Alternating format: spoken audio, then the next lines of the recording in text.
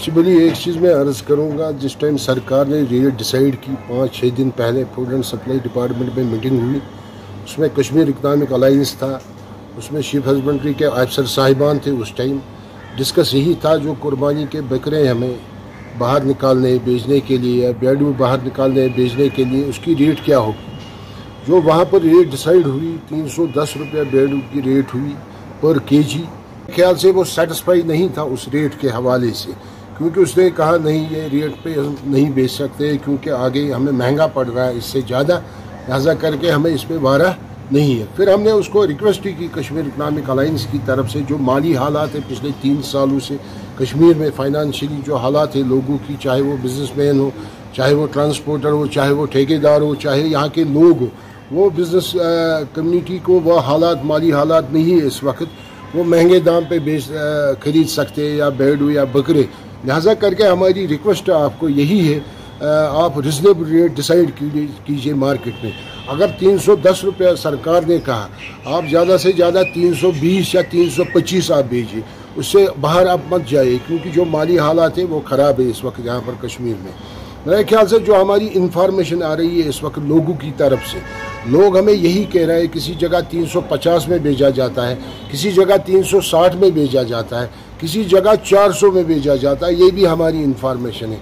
मेरे ख्याल से ये सरासर जाती है लोगों के साथ, जो इस वक्त महंगे दाम पे चाहे बकरे हो चाहे भेड़ू हो इस वक्त बेच रहे हैं। कुर्बानी के हवाले से ये अजीम दिन है मुसलमानों के लिए, ईद उल अज़हा। मेरे ख्याल से इसमें रिजनेबल रेट होने, चाहे कोरदार एसोसिएशन के तरफ से, चाहे हमारे जो लोकल कसाई है उनकी तरफ से, मगर वो चीज़ हमें नज़र नहीं आ रहा है। क्योंकि आपकी वसादत से मैं उनको अपील करना चाहता हूँ, जो रेट सरकार ने डिसाइड की, जो रेट सरकार ने कही, मेरे ख्याल से कोरदार एसोसिएशन को उस पर मिनो अन अमल करने की ज़रूरत है।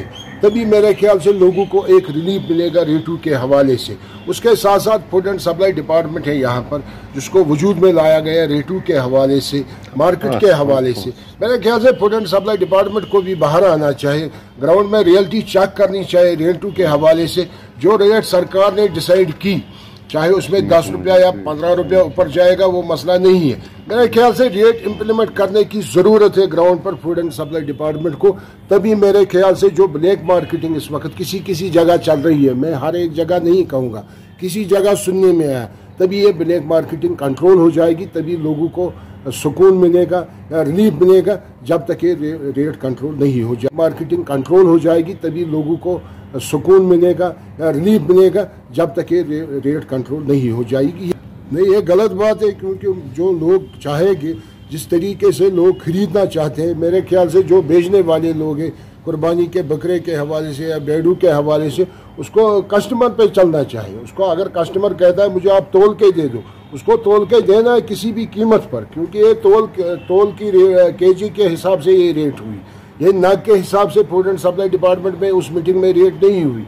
ये 1 केजी के हिसाब से रेट हुई 310 रुपया। अगर कस्टमर मांगता है किसी भी जगह, किसी भी मंडी में रेट के हिसाब से मुझे 310 रुपया एक्सेप्ट है या 320 रुपया एक्सेप्ट है, मुझे तोल के आप दीजिए, मेरे ख्याल से तोलना ज़रूरी है।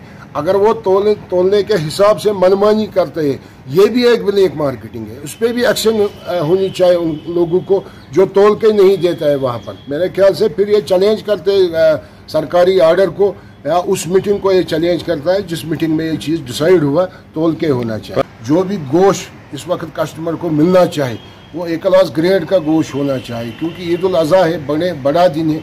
आप देखें, खरीदने वाला भी मुसलमान है, बेचने वाला भी मुसलमान है।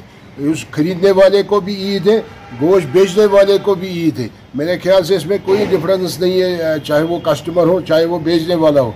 लिहाजा करके ईद को मद्देनजर रखते हुए और ईद उल अज़हा को रेस्पेक्ट करते हुए एक क्लास गोश्त मार्केट में अवेलेबल होना चाहिए। हाँ ठीक बात है, कसाबों की तरफ से ये शिकायत है, क्योंकि तब से करेज में भी हमें रेट बढ़ गई, डीजल में रेट बढ़ गई, करेज में रेट बढ़ गई।